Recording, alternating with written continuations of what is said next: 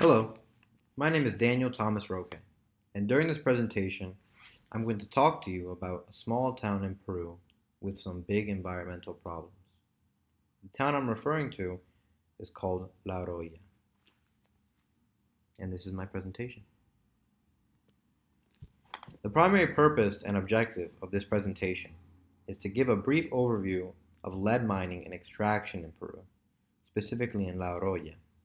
Briefly examine the role Doe Run played in the crisis, and finally, we will take a deeper look into the exposure of townspeople, children, and workers in the area. We will also look at the ramifications this exposure has on this population's most vulnerable sector, that sector being the children. Here is our table of contents, in which we will overview the environmental issues in La Oroya, um, examine the concentration of air pollution in La Oroya, Peru, take a look into children with high and low lead exposure levels and the percentages associated with each, give a temporal look into blood lead levels among children of the area, provide a detailed lead exposure pathway, provide a summary, and finally list references.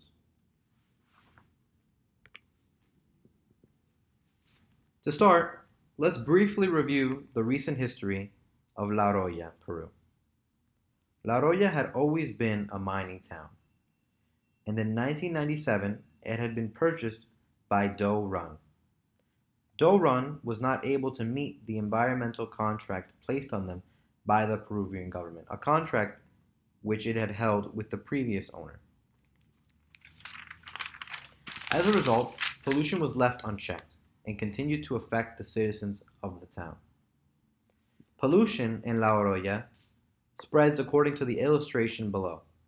Factories emitted pollutants emissions into the air, and these pollutants eventually settled in the soil, on houses, and thus were ingested. Other pollutants were breathed in directly from the air, such as lead dust and sulfur dioxide. From the figure below, we can see that lead and SO2 emissions peaked 3 years into Doe Run's management of the facility. At their peak, 1.1 thousand tons of lead and 410,000 tons of SO2 were being emitted into the surrounding air. This pollution can have long-lasting health effects. The New York Times reported that 97% of children in La Oroya have dangerous levels of lead in their bodies.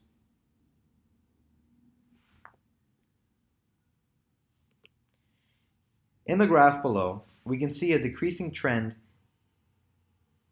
in blood lead levels from the years 2004 to 2011, with levels still considered harmful for children in La Oroya Antigua up until 2007.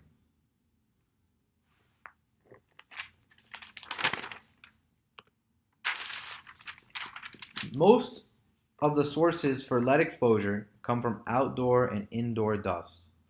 The next highest come from diet, followed by soil, air, and water.